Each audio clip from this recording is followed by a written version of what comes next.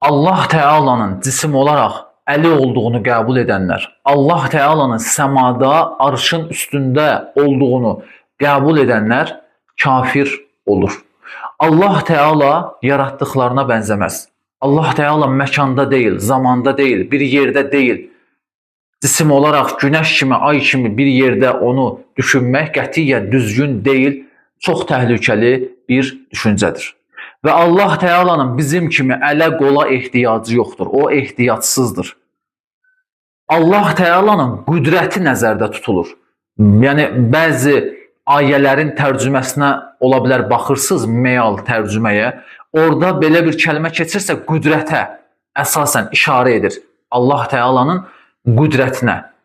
Həzrət Adəmi qüdrətim ilə yaratdım bildirir Allah Teala Quran-ı Kərimdə.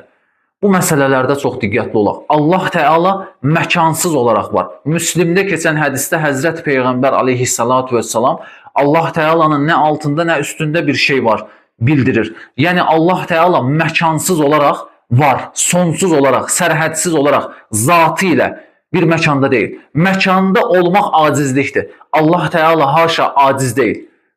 Məkanda olan aciz olar. Allah Teala məkansız, sərhədsiz, sonsuz olaraq zatı ilə vardır. Və bizim kimi haşa və kəlla əli, qolu var demək, qəbul etmək qətiyyən düzgün deyil.